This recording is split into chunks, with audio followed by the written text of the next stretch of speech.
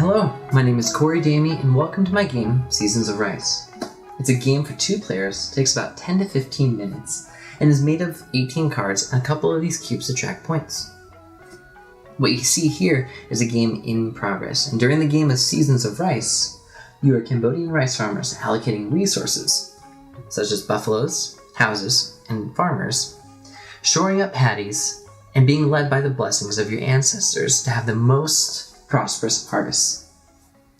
One of the cool things about this game is that each of these cards, though they're paddies that can be placed into your landscapes to score points, also serve as ancestors that players can use during the game, at the end of the game, or during specific seasons to score points and guide their strategy. At the beginning of a game of Seasons of Rice, each player is given 2 cards at random to choose which one will be their ancestor. Whichever one is not chosen to be the ancestor is flipped over and used as the first paddy card in a player's landscape.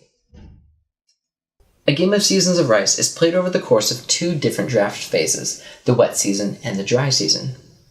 At the beginning of the wet season, players will be given a hand of cards, an abundance of choices and resources, and each of them will simultaneously take 1 card from their hand and play it into their landscape, scoring any points for closing paddies and any of the features within, whether they're workers or buffaloes. Then they will take a 2nd card from their hand and place it into the joint dry season row, where they will be drafting cards from there during the 2nd phase. Any cards left over from their hand will be passed to their opponent. So I will do a turn for my opponent really quick, placing 1 from the hand into the landscape, and then 1 into the communal dry season row. With the last cards, we'll switch hands and then immediately place that last card into our landscapes. Again, scoring any points that might arise from closing these rice paddies. Then, players will start the dry season. And during the dry season, the player with the least amount of points will go first, taking 1 card from this communal dry season row. So, in that case, would be my opponent. My opponent would take 1 of these cards and place it directly into their landscape. Then I would do the same. Taking a card, placing it into my landscape, and this would be going back and forth, alternating turns. So I'll really quickly just play the rest of this dry season game, or this dry season.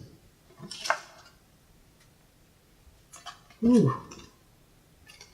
Let's see. And as you can see, there's a lot of choices you could be making. As I'm taking this card and trying to fit it somewhere, this is my last card that I'll be playing, and so there are so many different choices that I have to make. I can place it here or here in different orientations, such as this, so long as it adheres to the underlying square grid line that is on these cards. So it doesn't look like there was a way that I can place my buffalo, so instead I'll just try and do the best that I can and maybe close this larger paddy. And so there you have it. This is the end of a game of Seasons of Rice. Once there's no more cards in the dry season row, players will tally up their final scores, counting each of the paddies they've completed in their landscape and any applicable ancestor abilities. Whoever has the most points wins the game. And that's a game of Seasons of Rice.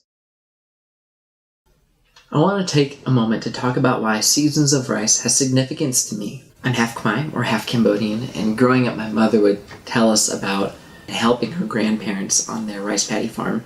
Designing this game has allowed me to share her story and experiences with those around me. And one of the really fun things that I got to do was design these ancestor cards. On some of them, I actually have family members, and the meaning of their names is tied directly to the abilities that players get to use during the game. And so that was one really fun way that I got to pay homage to my mother, to family, as well as my Cambodian heritage. So thank you for allowing me to share Seasons of Rice with you.